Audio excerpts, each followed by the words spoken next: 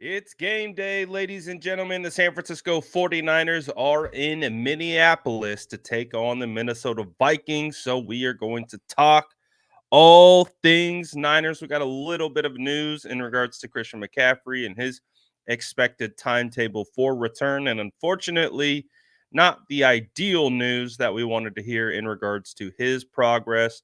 But we'll get you up to speed on everything we've got inactives, who's playing, who's not, all that good stuff. So do me a favor, smash that like button, drop an SDS in the chat. Let's talk about it right now.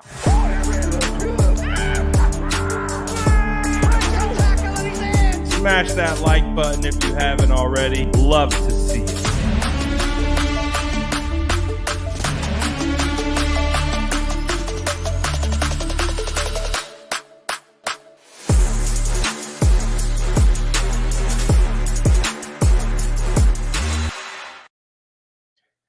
What is going down, gang? We are back for number 2 on the season. Obviously, the 49ers want to go 2-0 to start the year. They'll have a great chance to be able to do so against the Minnesota Vikings. But again, guys, it's been discussed. The San Francisco 49ers haven't won in Minnesota since 1992. I was 3 years old. I was 3. Do you think the 49ers will be able to go into Minnesota and get the dub today? How old were you when the San Francisco 49ers last won in Minnesota? I'm curious to see. We'll show our age here in the chat. But yeah, I couldn't form probably rational thoughts the last time the San Francisco 49ers won in Minnesota. So it's obviously a lot of different stuff goes into everything into these games, all this types of, like I said, my parents weren't even together. We got another 3, another 89er. Love it. We got some 10, 15. Travis doesn't even remember. That guy was 8. Oh, so it's been some time. It's been a while. So for the San Francisco 49ers, obviously, does that really matter in the grand scheme of things? Not necessarily. What matters is what's happening right now. That's what matters. What the 49ers are going to do right now when it comes to this game against Sam Darnold, Justin Jefferson. Again, no TJ Hawkinson, no Jordan Addison. So listen, the Minnesota Vikings, they're coming in injured to this game, but so are the San Francisco 49ers. No Christian McCaffrey. We did find out. We got Bangladesh checking in. Where else are you guys watching from? I know we got 49er fans all over the globe, but we got Bangladesh checking in. Let me know where you guys are watching this game. But we do know the 49ers are going to be out with Christian McCaffrey. Jordan Mason is going to step in. Honestly, kind of surprised to see that the 49ers did not make a roster move today or yesterday. So obviously, Christian McCaffrey goes on to injured reserve. And that's obviously a big blow, unfortunately. But we would assume that the 49ers were going to add someone, whether elevating someone from the practice squad like Keyshawn Vaughn or signing someone like Matt Breida off the, as a free agent, or potentially snagging someone from a practice squad. I was talking about Michael Carter as a potential add, but they don't bring up anyone, which is interesting. And so what that tells me is get ready for a lot of Deebo Samuel as your running back 2 for the San Francisco 49ers. That's kind of where I'm at is obviously they have Isaac Guerrero, Patrick Taylor behind Jordan Mason, but the fact they didn't elevate Keyshawn Vaughn and they didn't sign anyone to fill that hole, it does appear that get ready. You're going to see a lot of Deebo Samuel at the wide back position for the San Francisco 49ers. So, yeah, interesting situation. But Ian Rappaport did say that they are expecting Christian McCaffrey to be out for more than 6 weeks. Unfortunate timing uh for Christian McCaffrey, but obviously the number one thing for him is to get healthy, get ready, and whatever it's going to take. So if it's going to take over the first quarter of the season to get Christian McCaffrey ready to go, then so be it. It is what it is. There's nothing we can do about it. We got to get him healthy, and trying to put CMC out there on a strained Achilles tendon with Achilles tendonitis is just not the play. We've seen with guys like Dre Greenlaw who pushed through that, and it unfortunate circumstances came after that. So the thing with Christian McCaffrey is you just want to make sure he's healthy, and we understand what it is. This team is still loaded. Obviously Jordan Mason has filled that role really well. Feels like you're going to get a lot of Jordan Mason today and Deebo Samuel at wide back. But the 49ers have a lot of weapons. They have a quarterback named Brock Purdy. So this is going to be a great period of time for all the doubters and the detractors who say basically, the 49ers are only winning with Brock Purdy because he has Christian McCaffrey. Well, he doesn't have Christian McCaffrey anymore, at least for the first quarter of the season. And so this is going to be, but again, we understand if we watch the San Francisco 49ers, we know with Brock Purdy, with Debo, with Ayuk, with Kittle, and of course with the new addition of Jordan Mason, the 49ers are good, man. They have enough talent out there to be able to get it done with what they have on the roster. So, yes, you would like to have the reigning offensive player of the year out on the field. Of course you would. But that doesn't mean the San Francisco 49ers can't get it done either without him. So, we'll see. Tracy Walker was the only player to get elevated off the practice squad. So only one was elevated.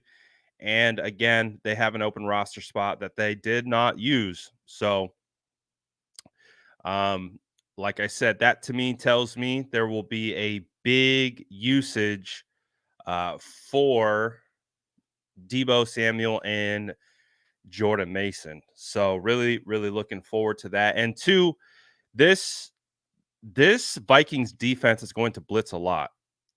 They're going to blitz early. They're going to blitz often. They're going to disguise. They're going to try to confuse the best they can. Dominic Pooney. I think this is a big offensive line performance coming because obviously with this defense led by the Vikings defensive coordinator, he likes to disguise a lot. So what he's going to try to do is he's going to try to twist up guys like Dominic Pooney, rookie offensive guard, getting his second start in the NFL. He's going to probably throw a ton of games at Dominic Pooney. Try to get Pooney to see something that he's not, try to bite on something that he shouldn't. So I would imagine we're going to see a lot of stunts up front. We're going to see a lot of blitzes. We're going to see maybe double A gap pressures. We're going to see a bunch of differentiating looks to try to confuse the 49ers offensive line. And as a result of that, it's going to be a big game for those guys up front. How they protect Brock Purdy. Also, on top of that, I do believe this game is going to be predicated on getting the football out quickly. You have to get the ball out of your hands. The one of the best ways to neutralize a pass rush and a blitzing defense is quick game, is to be able to get the ball out in space, find the holes in the defense, and take advantage of it. And so I'm excited to see how Brock Purdy handles that challenge. With Brock Purdy, he is going to have an opportunity to, quote unquote, right the wrongs of last year. Now, he was playing a pretty solid game in that Vikings game last season, but unfortunately, he got concussed uh, on like the last couple drives there, and as a result, threw 2 interceptions. I think Brock remembers that game well. I think this whole team remembers this Vikings game very, very well. I've talked about it before. I'd never seen Fred Warner so pissed off after a game than after the Viking game last year.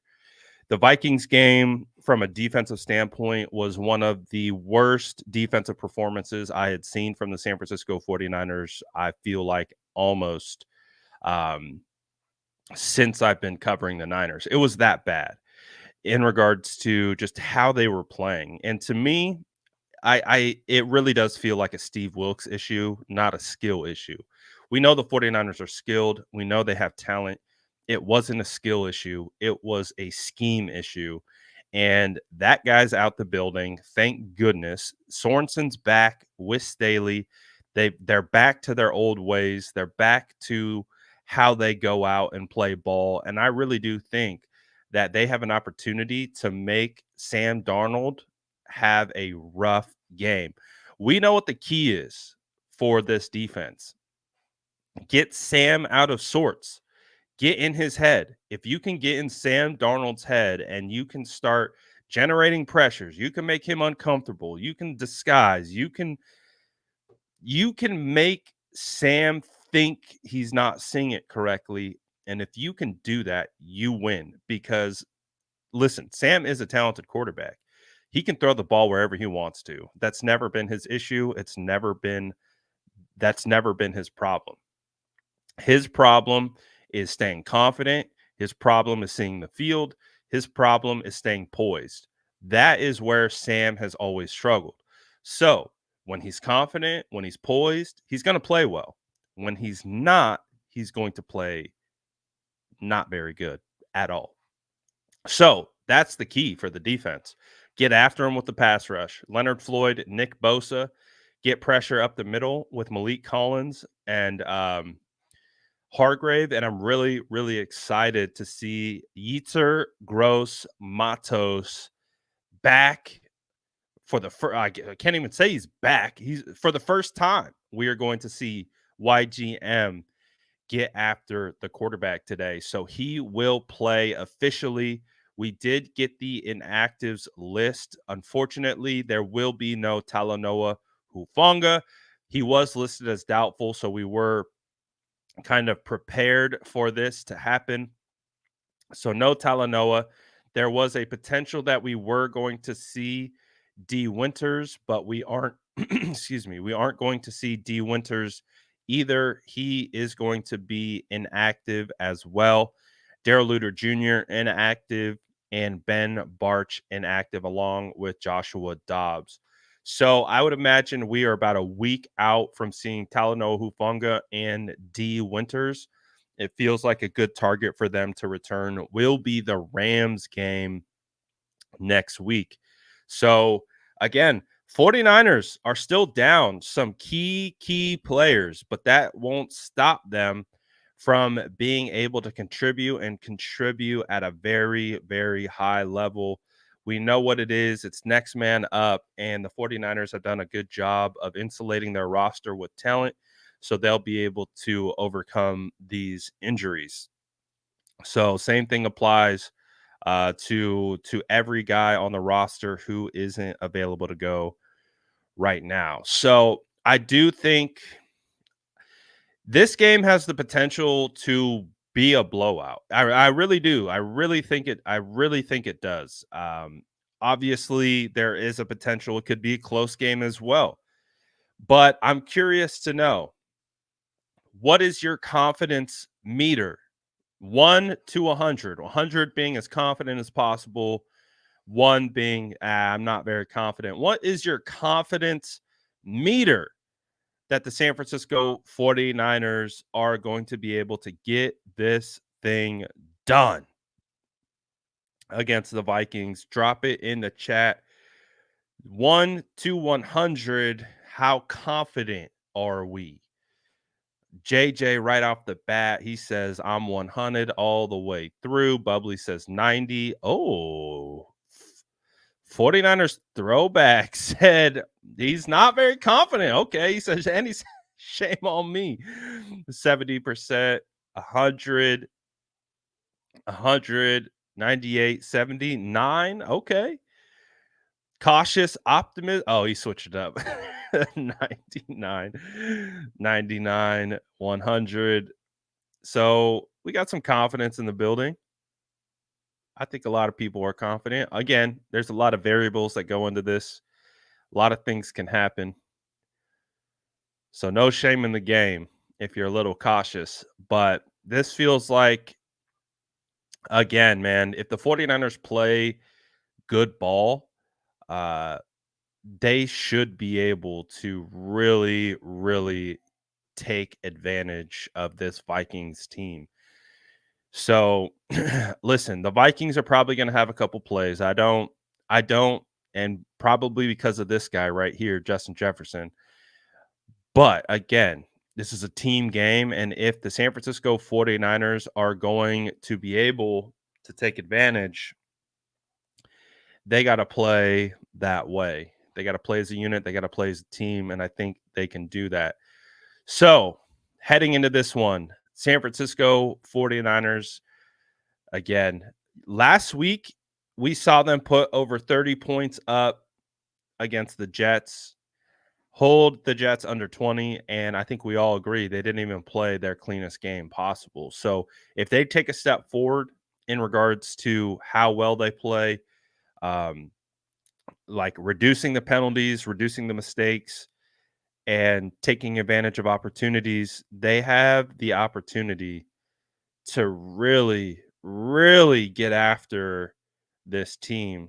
So I'm looking forward to it. I think it could be a long day for the Minnesota Vikings and Sam Darnold, but we will have to see. Drop your last score predictions in the chat. Let me know what you guys are thinking score prediction wise. Drop it in the chat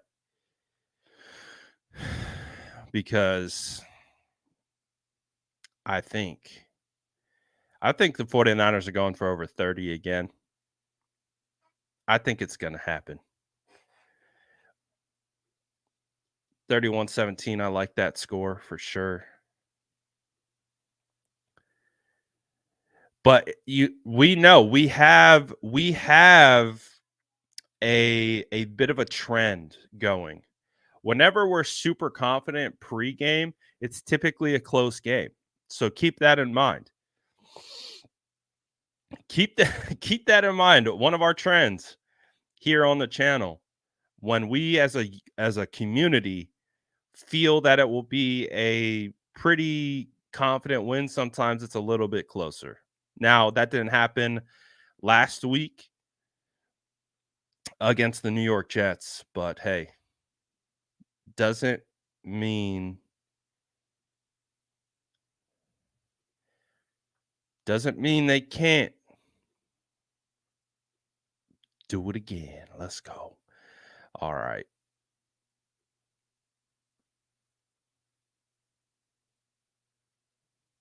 Let's see. Or am I buying the whole silent count thing being an issue? I mean, silent count always is a difficult situation. It really is.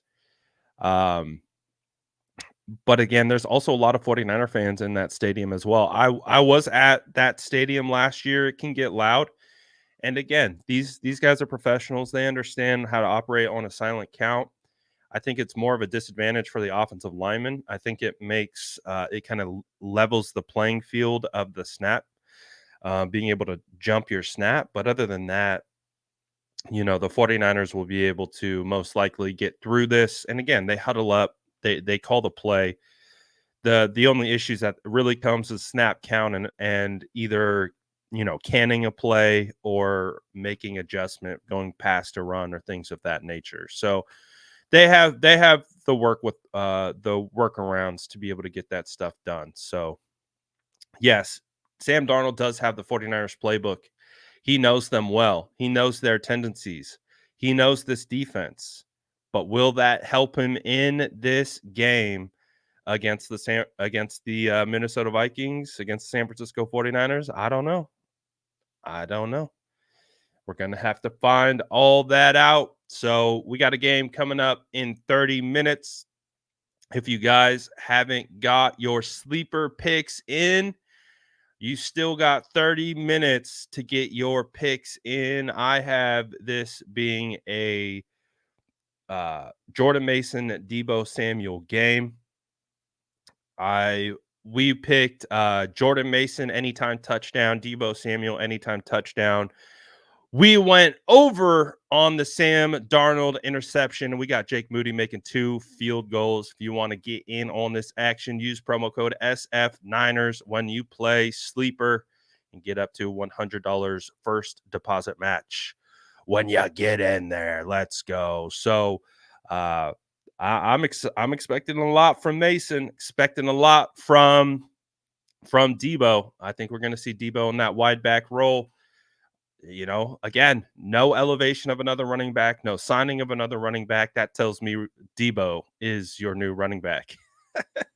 So I do think BA has a better game. I think the energy, I think the first game kind of jitters and all of that, being a primetime game, all eyes. I think that will be beyond him. I think Brandon Ayuk will definitely have a better game. And so far, from a lot of the stuff I'm seeing out of Deebo Samuel, his energy, like he's a big energy guy. So I'm always watching Deebo's energy and body language pregame, and his energy is on point. So we'll see. We'll see how it goes. But we'll be back for the post-game show, post-game reaction after this. I think we might be linking with the Ponte after the show, or after the game, for some instant reaction, all that good stuff. So stay tapped in when we go live after the game, and we'll break it all down. Let's get this dub. Let's get the 49ers to 2-0, and let's get this one over and done with, so we can focus on the rest of the NFL and just watch in peace. But appreciate you guys as always for tapping in. Smash that like button one more time for me on your way out, and I'll see you after the game. Let's go.